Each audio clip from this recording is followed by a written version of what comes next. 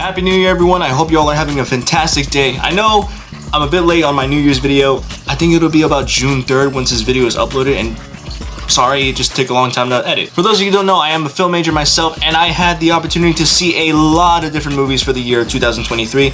Now moving on to 2024, I just want to relive those great movies, go down memory lane, and appreciate them for what they are. For this video only, I divided into 7 categories as there were a lot of movies that came out in 2023, but I tried to keep it as short and simple for you guys as possible. These 7 categories will be best horror movies, best comic book superhero movies, best animated movies, most surprising movies, most disappointing movies, the worst movies, and the greatest movies. Now about each of these categories we'll have about 5 places, one being 3 and one being 10.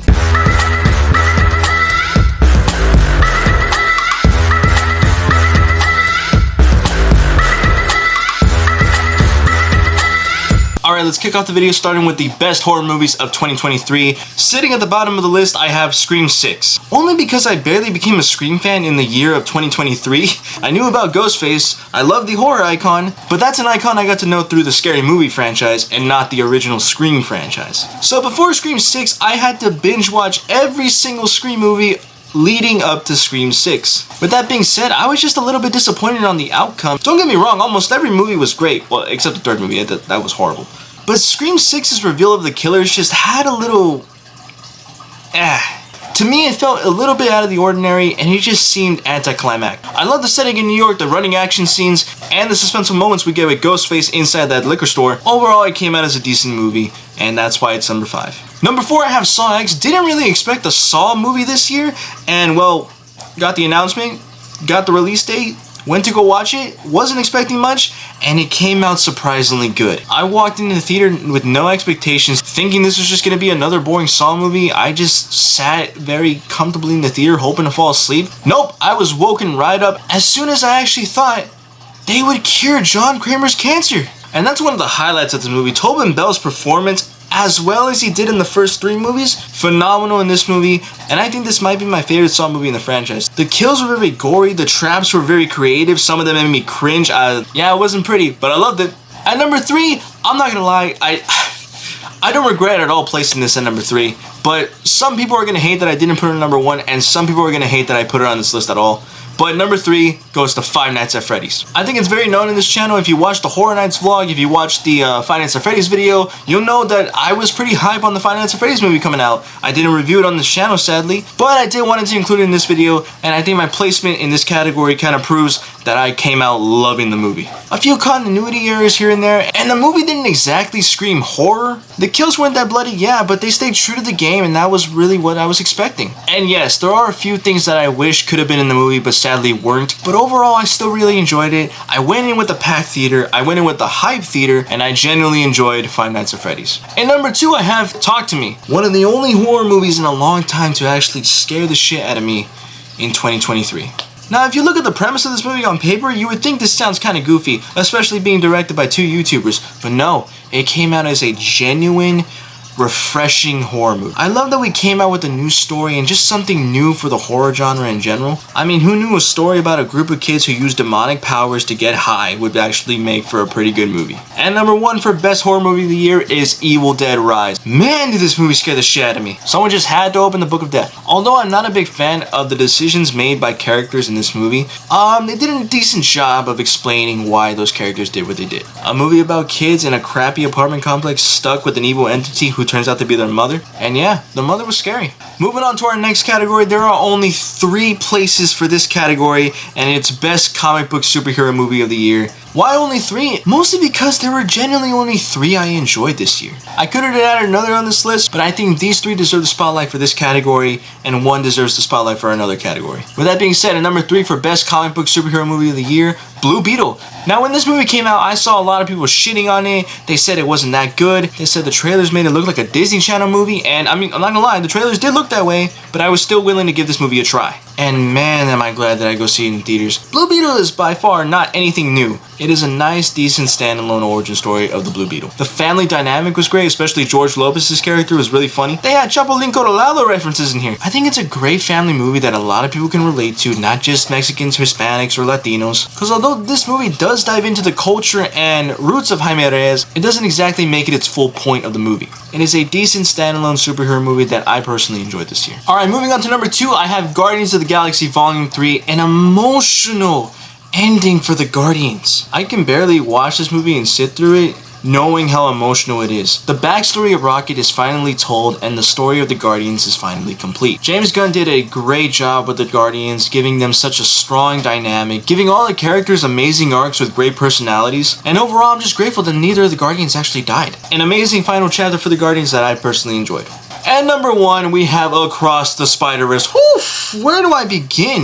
The animation, the story, the characters, the score. Miles Morales is set up to be the chosen one in this movie by becoming the anomaly, the one that wasn't supposed to get bitten and become Spider-Man. Nah, he's gonna do things his own way. Despite who I am familiar with in the comics as a joke villain similar to Condiment Man in the DC universe. Yes, that's a real villain, go look it up. Actually, I think a better example would be Polka Dot Man from the Suicide Squad movies, as we see him turn into an actual threat in the Suicide Squad movie, just like we saw the Spot turn into a universal threat in Across the Spider-Verse. The different kind of animation styles I love throughout this movie, especially seeing Spider-Punk's character. It's like watching a moving ransom note. Miguel O'Hara's Spider-Man 2099, which also became a threat in this movie, and personally, my favorite Spider-Man from the comics, I ended up going against him. I was all Team Miles. And yet, I still found Miguel O'Hara's Spider-Man to be amazing. Overall, that's why Across the Spider-Verse is number 1 on my list. Now, moving on to the category of Best Animated Movie of 2023, and at number 5, I have Elemental. Now, I'm not gonna lie to you, I'm not really sure what caused this sort of Pixar fatigue. I could blame the pandemic, and I could blame the Disney Plus releases, but if you look at the Pixar releases on Disney Plus,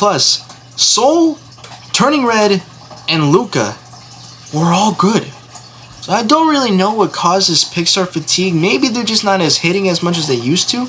But I went into this movie with no expectations, especially not really fond of the plot since it's just going to be a Romeo and Juliet story, and me not being a big fan of Shakespeare or romance, I was not hyped for that movie whatsoever. And yet, turned out to be a fun movie. Yeah, don't get me wrong, the movie is still a Romeo and Juliet story, you know, fire and water can't be together, they're forbidden love. The movie itself was still greatly animated, told a great story, not just about fire and water and what it can be. I also feel the movie told a great immigrant story, and I think a lot of people can relate to that. Overall, a great dynamic between the two leads, solid world building, and I love the use of, no pun intended, elements to create other elements. At number 4, we have the Super Mario Bros. Movie. Now, don't get mad at me for putting it at number 4. Yes, I did play Super Mario as a kid, and I came out loving this movie.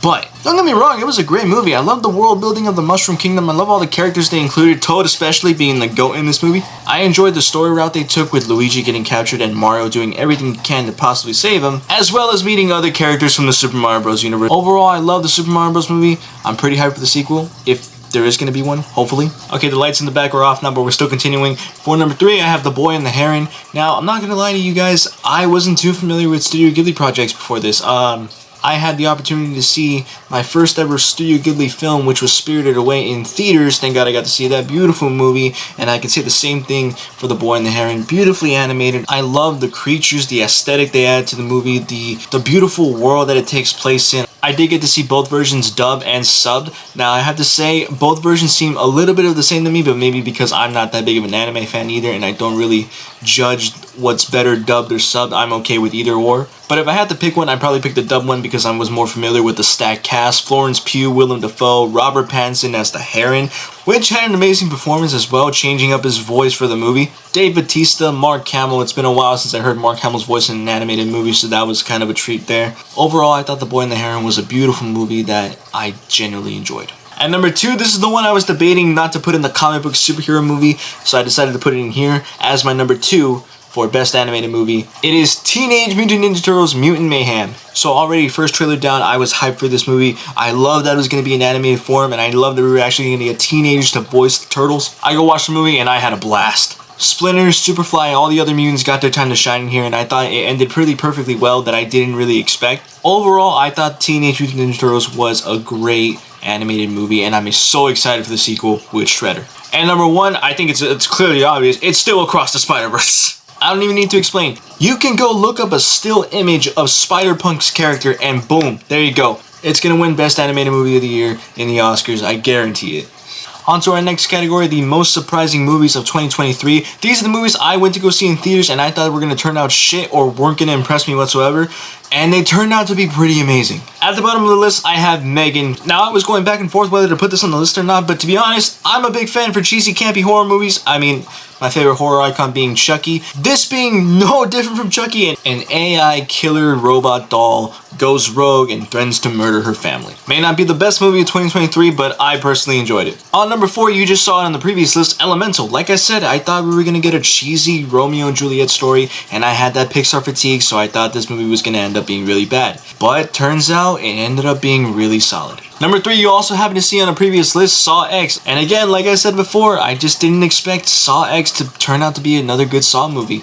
I thought we were getting 6 bad Saw movies in a row, and nope, Saw X surprised me. And I gotta say, I'm pretty excited for the sequel that's coming up. But don't worry, number 2 is a new spy, Dungeons and Dragons. When I first saw the trailer for D&D, I just didn't expect this movie to be worth the watch. I thought it was going to be a basic adventure movie with really bad CGI, and when I go see it, well, the marketing just threw me away. I also thought this movie was going to have a bunch of creatures that weren't going to have enough screen time, and although I was right, they all had their moment to shine. And overall, Dungeons and Dragons surprised the hell out of me. It turned out to be a pretty fun story and a pretty fun movie, and if I may say, it actually got me interested in the D&D world. It makes me want to play the game, and it makes me want to learn more about Dungeons and Dragons. And number 1 most surprising movie of 2023, I have Barbie. Oh, don't even get me started. You know everybody was memeing on this movie once the first trailer dropped, once Ryan Gosling was announced as Ken, once you saw behind the scenes footage of Margot Robbie knocking someone out, and based off that, I thought this was going to be a movie that everybody was going to watch just to meme on. And to my surprise, I go watch it with a group of friends. It had a great message, it was very emotional, and it was extremely funny. I also really enjoyed Ryan Gosling's performance as Ken. He's just naturally funny, and he stole the show every time he was on screen. Now we're sort of at the bad part of this video, where I kick off with another category known as most disappointing movies of 2023. These are the movies I was really hyped to see in theaters, and well, they just really turned out to be a big disappointment.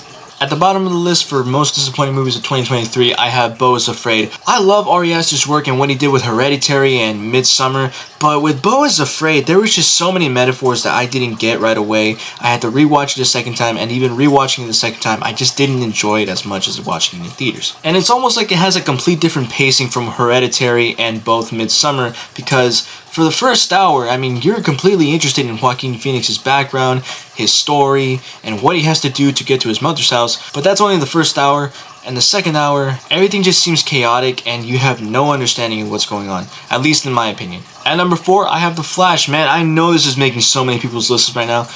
What happened? I thought we were getting a really great Flash movie compared to how many people were just praising it. I saw Tom Cruise praising this movie on Twitter. And I'll be honest with you guys, I got baited into watching it twice. I had an early screening pass to go watch The Flash the first time, and well, my early screening got canceled. It stopped right at the scene where they're gonna time travel, and although I didn't think it was the best CGI in that moment, I was still willing to give the movie a try. So after go seeing it a second time and actually finishing the movie, I realized it's just a big disappointment. It's almost like this movie tried to fit in the Flashpoint Paradox movie, but would fumble the bag while also trying to fit in every single movie of the DCEU, like Man of Steel, Batman vs Superman. I'm gonna throw in Wonder Woman and Aquaman there because they made cameos in this movie, and well, I just didn't think that was necessary. Also, the ending just left me more confused than ever. Doesn't really matter because we're getting a new DCU anyways, so yeah, just one big disappointment and one big flop for The Flash.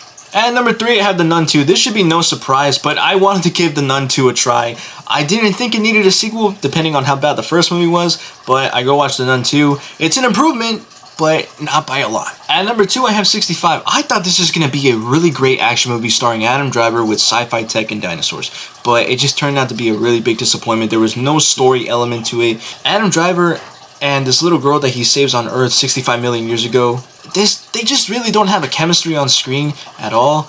And well, I mean, unless you want to watch a movie filled with good action dinosaur scenes, that's pretty much all you're gonna get in this movie. And at number 1, I hate to break my own heart, but it's Indiana Jones and the Dial of Destiny. How do I even explain this? Oh, I know. They Jurassic World Dominion the hell out of this movie. And what I mean by that, I mean Jurassic World Dominion was supposed to be the end of an era for the Jurassic franchise. A franchise that started a long time ago with Jurassic Park, just like Indiana Jones. And they completely do the same thing they did in Jurassic World Dominion, where they make Indiana Jones a completely different version of his character. It's almost like the film lacked Steven Spielberg, and I had no idea who this Indiana Jones was going into this movie. I felt no chemistry with the character of him and his goddaughter, especially with the goddaughter just disrespecting him every 5 minutes on screen. This plot left me more confused than ever, especially with Indy's decision at the end of the movie. And it just didn't seem like Indiana Jones, as well as Jurassic World Dominion just not feeling like a Jurassic Park movie. Enough of that being said, let's move on to the worst movies of 2023. Yeah, you thought that was the bad list? No. Wait till you get to this one. Alright, and number 5 is Strays. I'm a dog lover. I used to have dogs. I love dog movies. Homeward Bound, Air Bud, 101 Dalmatians, 102 Dalmatian live action. I love those movies. Lady and the Tramp, I love those movies. How do you mess up a dog movie? Just make the dog lovable and cute. You don't make them rated R. If anything, I thought with the voices of Will Ferrell and Jamie Foxx, both extremely funny, I thought that's all what this movie was going to be, just funny. It turned out to be very embarrassing, uncomfortable, and I just never want to look at a dog the same way ever again. Alright, enough said. I think people are going to say this belongs at the bottom of the list, but it's number 4 online, Fast X. I'm not going to say much about this movie because people hate the Fast and Furious franchise, and well, since I've grown to love it, I'm not going to be too harsh on it, and I'm just going to say it's an improvement from 9, just not by a lot. And number 3, I have Winnie the Pooh, Blood and Honey. Winnie the Pooh fell victim to the public domain, and someone right away didn't hesitate at all to make a horror movie about him. In this low-budget, bad-quality movie, we got to see Winnie the Pooh and Piglet get to murder and slash a bunch of girls just staying at a cabin. In other words, we got to see a team-up slasher movie. That's pretty much it, just guys in masks just slashing girls. That's it. At number 2, I have The Meg 2. I mean, why? The first film, I'll give it to you, it was alright. And you make the sequel 10 times bad. No, really, in this movie, Jason Statham single-handedly fights off 3 sharks. And at number 1, this is the movie that takes the cake. This is the Morbius of the year. Worst film of 2023 by far.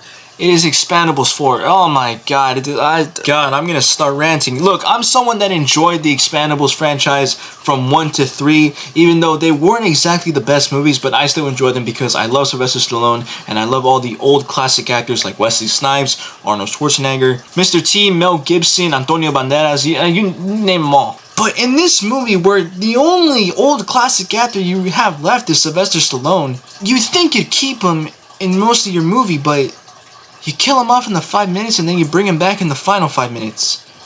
How does that make any sense? Not to mention, this movie takes a weird turn by making Megan Fox as the lead role. Also, I was kind of willing to see what Jason Statham's character had in store for this franchise, and he turns out to be a bodyguard for an influencer, which to me blew my mind because he should have been made the lead role instead of Megan Fox.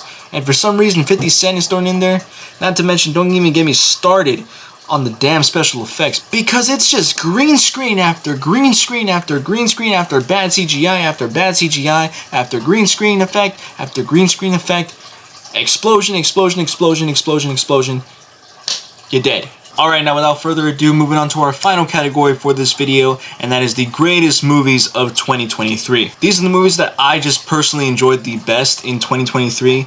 I think I can rewatch them and just love them to this very day. Now at the bottom of the list, number 10, we have Guardians of the Galaxy Volume 3. I'll say it again, it's a great way to end the Guardians trilogy. Very strong, emotional, a great superhero dynamic movie with every character arc being finished or completed in this movie. And again, I'm just glad none of the Guardians died at the end of the movie. I didn't think they needed to die, and I'm glad with the ending we got. At number 9, Talk to Me. It was just great to get something refreshing for the horror genre, and again, to get something completely different that sounds crazy on paper turned out to be a really great story. And yes, I am also excited for the sequel that was announced. At number 8, Evil Dead Rise. Hey, if I watch a horror movie and it turns out to scare the shit out of me where I don't sleep for the next 2 days, then that's a good horror movie in my opinion. Evil Dead Rise just took one of the most basic tropes of demonic forces, where somebody gets possessed, haunts everybody in the single room, in this case a giant crappy apartment complex, and it turns out to be one of the most evil entities in the world. At number 7, I have The Boy and the Heron. Beautifully animated, beautiful story,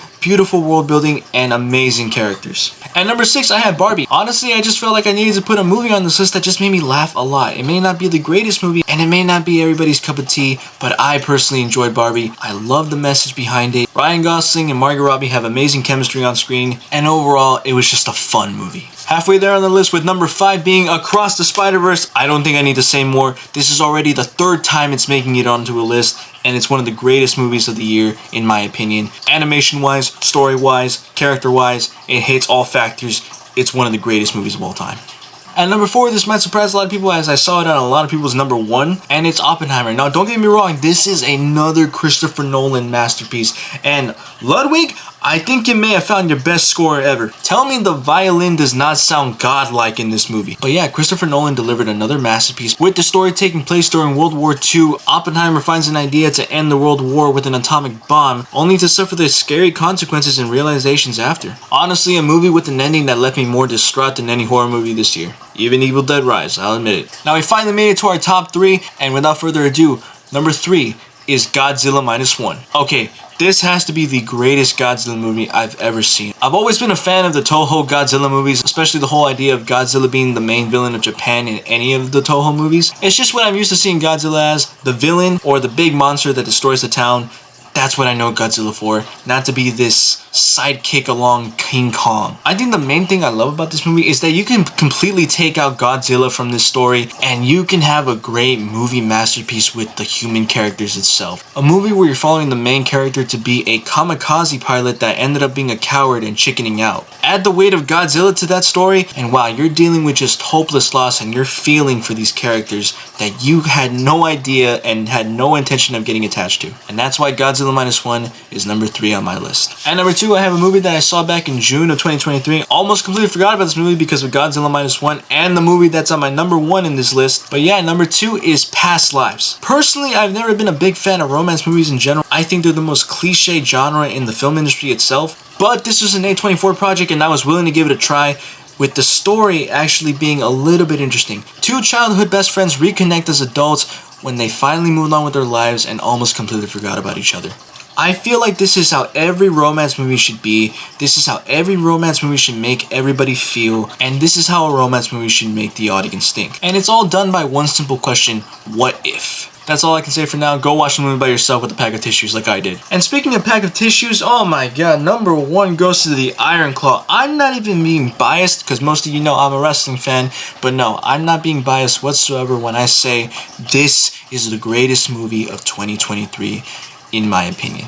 What the Iron Claw is the tragic story behind the Von Erich family and how every male born into the family itself was forced into the wrestling business by their father. This movie covers a ton of big factors. Not just wrestling, toxic masculinity, loss, and grief.